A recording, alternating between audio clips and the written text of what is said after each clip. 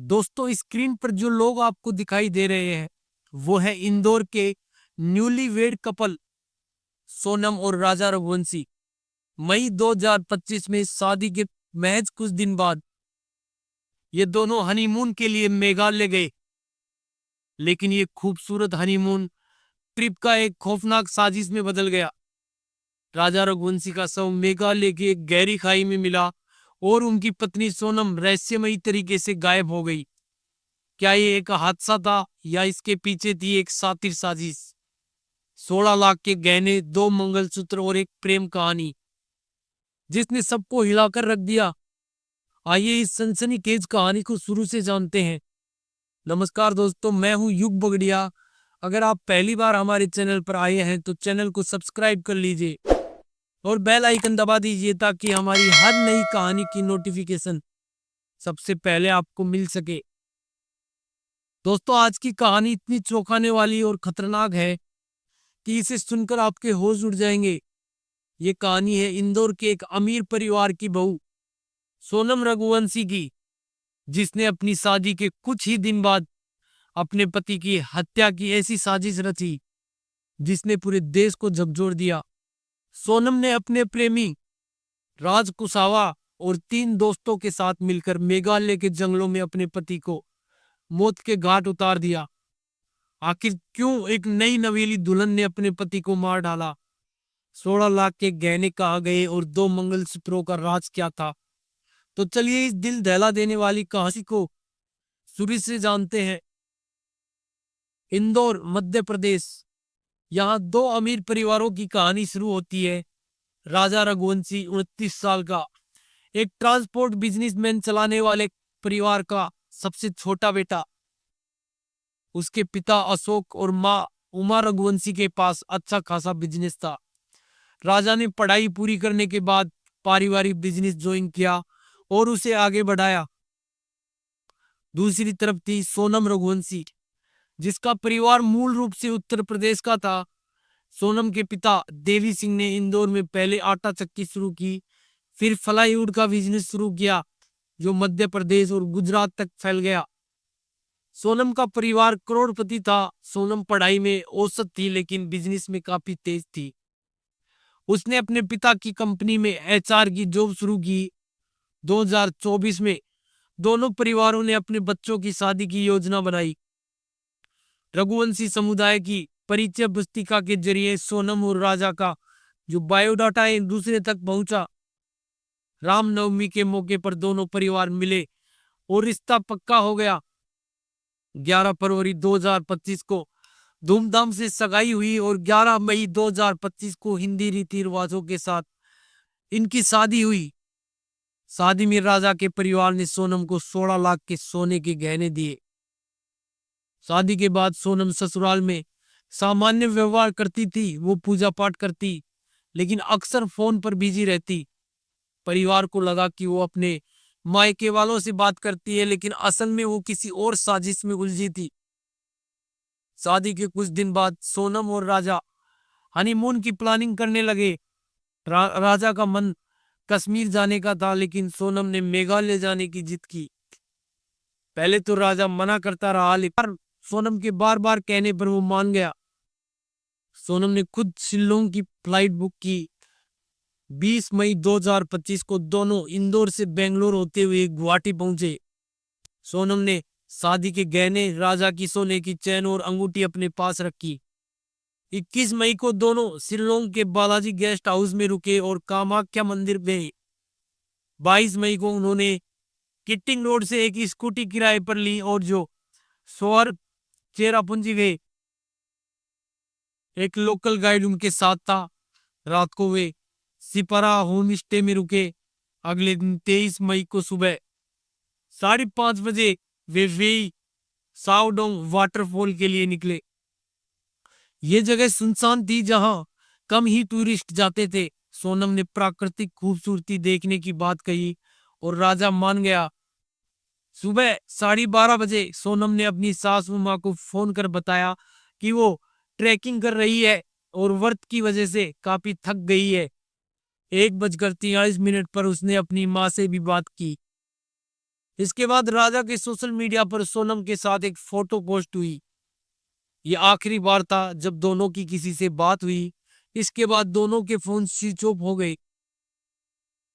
24 मई को जब परिवार वालों का दोनों से संपर्क नहीं हुआ तो राजा के भाई विपिन शिलोंग पहुंचे और ईस्ट जो शोर पुलिस स्टेशन में गुमशुदगी की रिपोर्ट दर्ज कराई। पुलिस ने जांच शुरू की लेकिन शुरुआत में कोई सुराग नहीं मिला। उसी दिन एक कैफे के बाहर उनकी जो किराए की स्कूटी लावारिस मिली। खबरें मीडिया में फैली और मध्य प्रदेश के मंत्री कैलाश विजयवर्गीय और मुख्यमंत्री मोहन यादव ने जो मेघालय पुलिस से संपर्क किया। एनडीआरएफ और जो एलटीआरएफ की टीमें सर्च ऑपरेशन में शामिल हुई। 27 मई को एक खाई में उनका बेड मिला, लेकिन भारी बारिश की वजह से सर्च ऑपरेशन रोक दिया गया। 30 मई से फिर से खोजबीन शुरू हुई। 2 जून 2025 को ड्रोन कैमरे से जो वाटरफॉल के पास 150 से 200 फीट गहरी खाई में एक शव दिखा।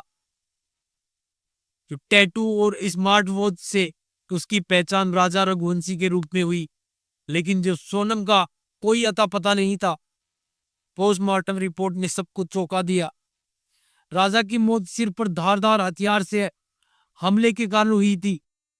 खोपड़ी की हड्डियां टूटी हुई थी और आंखें बाहर निकली हुई थी। यह साफ था कि यह हत्या थी, कोई हादसा नहीं था। पुलिस ने क्राइम सीन से 2 धारदार हथियार, कपड़े, रेनकोट और टूटा हुआ मोबाइल बरामद किया। सीसीटीवी फुटेज और जो कॉल डिटेल से पता चला कि सोनम ने 39 दिनों में संजय वर्मा नाम के शख्स को 239 बार कॉल किया है। लेकिन संजय वर्मा कोई और नहीं, राज कुसावा था, जो सोनम की प्लाईवुड फैक्ट्री में 20,000 रुपए महीने की नौकरी करता था। सीसीटीवी में 3 और शख्स, विशाल, आकाश और आनंद, जो सोनम के आसपास दिखे, ये राज कुसावा के दोस्त थे। 9 जून 2025 को सोनम गाजीपुर के एक ढाबे पर अपने भाई गोविंद को कॉल करती है।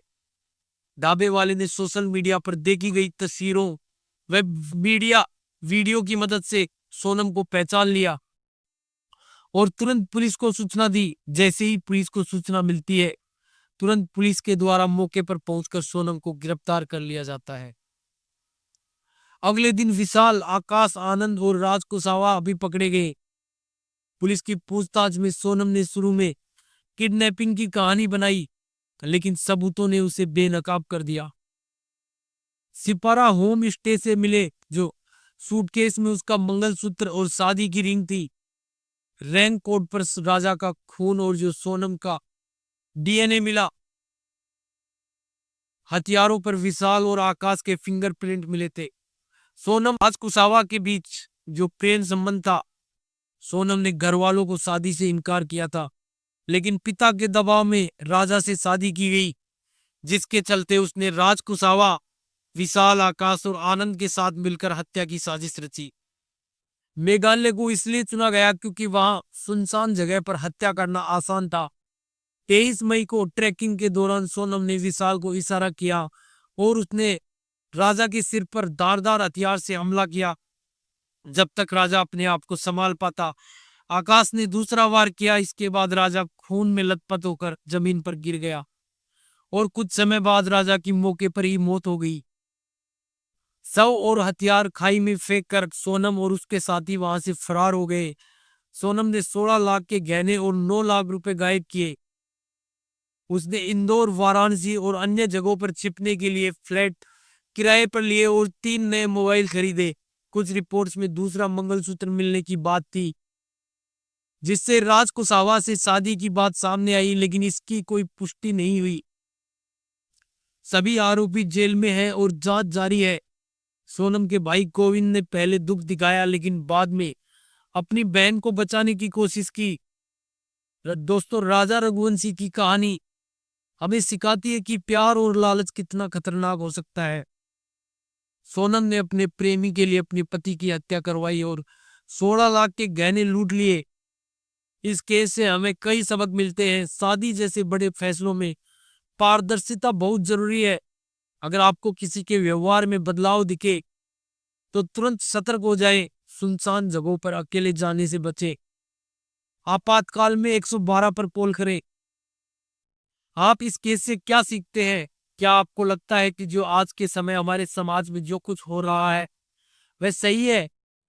अपनी राय कमेंट बॉक्स में जरूर लिखें और आप किस शहर से इस वीडियो को देख रहे हैं वो भी बताएं। दोस्तों, अगर आपको हमारी कहानी पसंद आई तो चैनल को सब्सक्राइब करना न भूलें और बेल आइकन दबा दें ताकि हमारी हर नई वीडियो की नोटिफिकेशन सबसे पहले आप तक पहुंचे। इस वीडियो को अपने दोस्तों और परिवार के साथ शेयर करें ताकि जागरूकता फैले। हमारा मकसद सिर्फ कहानी सुनाना नहीं बल्कि आपको सतर्क और जागरूक करना है। अगर आपके पास कोई ऐसी कहानी है जो आप हमें बताना चाहते हैं तो कमेंट बॉक्स में लिखें। मिलते हैं अगली वीडियो में एक नई कहानी के साथ। जय हिंद, जय भारत।